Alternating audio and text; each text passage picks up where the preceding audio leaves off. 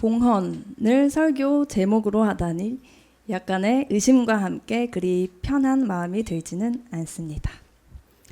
어떠신가요? 여러분에게 봉헌하면 떠오르는 이미지가 무엇인지, 어떤 의미로 다가오는지 궁금합니다. 일단 헌금 바구니가 가장 먼저 떠오르는 것 같아요. 그리고 어떤 물질을 갖다 바친다는 의미가 있으니까 조금 부담스러운 느낌으로 다가오기도 합니다. 수직적인 신앙의 반감을 가지고 있는 교회들에게는 민주적이지 않은 것 같은 느낌의 이 단어가 조금 더 불편한 단어일 수 있겠습니다. 오늘 복음의 말씀은 아주 유명하고 우리에게도 친숙한 이야기를 들려줍니다. 저희 교육교회 어린이들도 아주 잘 아는 오병이어 이야기입니다.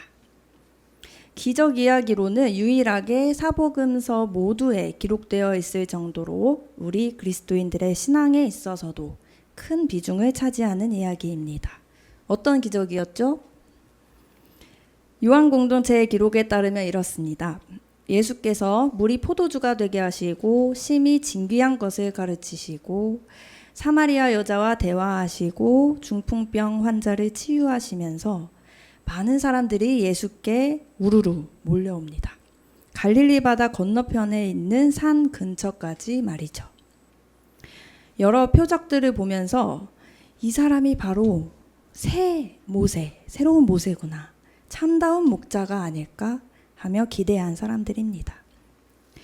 더욱이 곧 있으면 유대 사람의 명절인 유월절인데도 예루살렘으로 향하지 못하는 사람들, 기적을 바라는 사람들이 이곳에 모인 것 같습니다. 그래서 예수의 눈엔 이 무리들의 배고픔과 갈망이 먼저 보였나 봅니다. 어떻게 이 사람들을 먹일지 빌립에게 질문하십니다.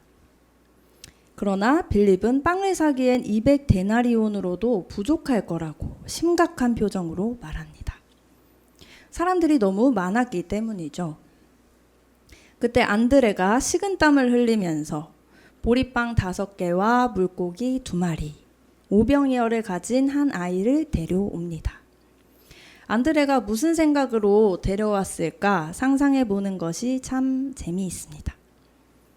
하지만 그 자신도 이것이 소용없다는 것은 잘 알고 있습니다. 그런데 예수님의 행동이 특별합니다. 사람들을 앉게 하시고 그 빵을 들어서 감사를 드리십니다.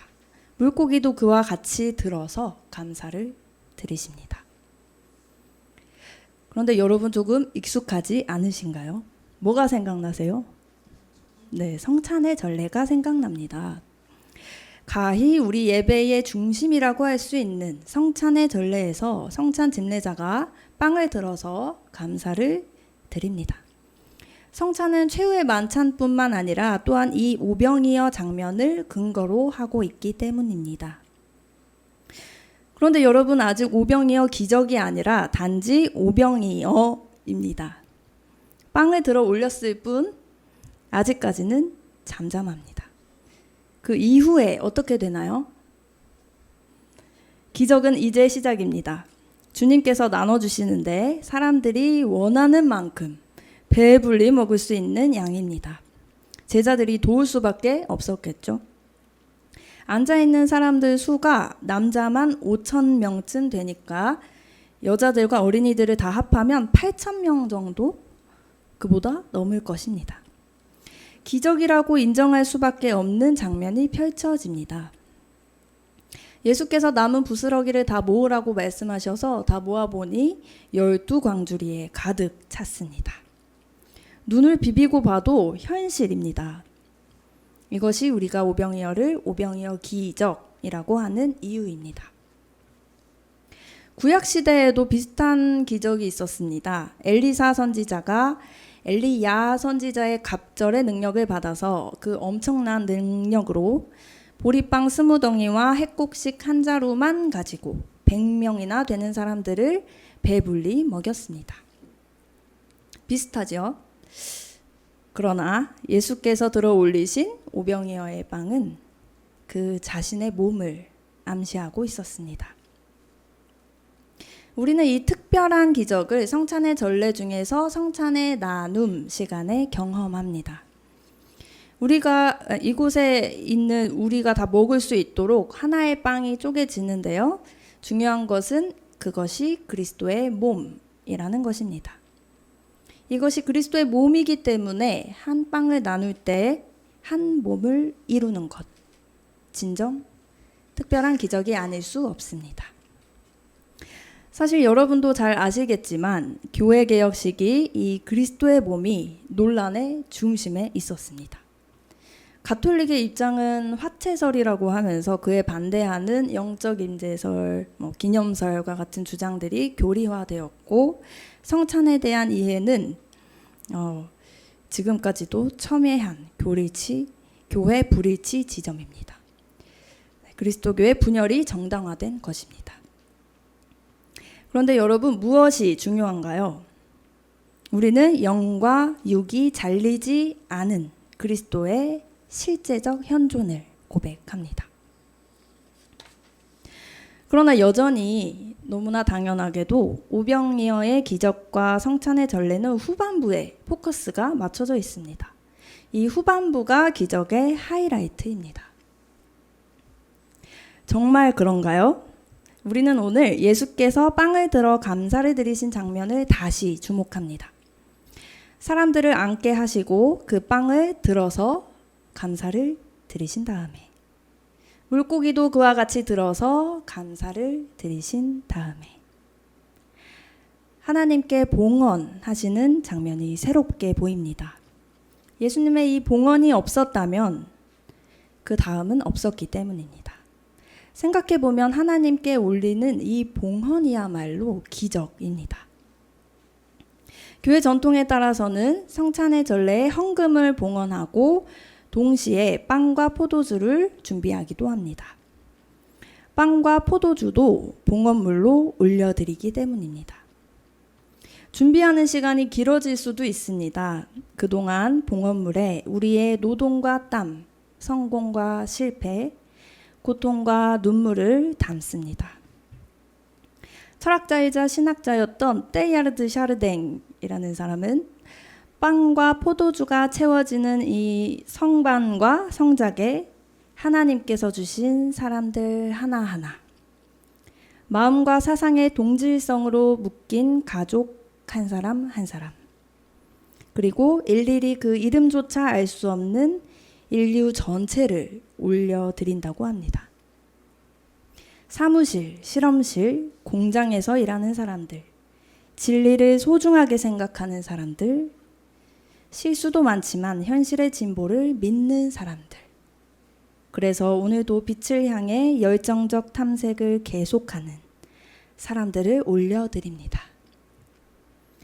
하루 동안 더욱 커질 모든 것들, 작아질 것들, 곧 태어날 것들과 죽음을 맞이하게 될 것들까지도 모두 다 끌어모아 올려드리는 겁니다. 봉헌입니다. 사실은 성찬의 전례가 시작되기 전부터 봉헌은 시작되었습니다. 예수께서 어떻게 빵을 주님께 봉헌하실 수 있었나요? 이 무리들에 대한 안타까운 마음, 빵을 사려면 얼마가 필요한지 계산하며 지었던 빌립의 심각한 표정, 어린아이를 데려오며 흘렸던 안드레의 식은땀, 오병이어를 숨기지 않고 순순히 안드레를 따라갔던 어린아이의 발걸음까지 크고 작은 봉헌들이 있었기에 가능했습니다. 기적적인 일이었습니다. 보통 믿음이 없다고 비판받기 일쑤인 제자들의 모습이 조금은 달라 보입니다. 교육교회 예배에서는요, 앞부분에 평화의 인사를 나누면서 삶과 신앙을 나누는데요. 처음에는 몰라요, 없어요 라고 말했던 어린이들이 요즘에는 제 얘기 안 끝났거든요 라면서 멈추지를 않습니다. 봉헌물이 늘어난 것입니다. 예배 시간 주님께 올려드리는 솔직한 이야기들, 이 봉헌이 늘어나는 만큼 그리스도의 몸으로 변화될 은총이 더욱 기대되지 않겠습니까?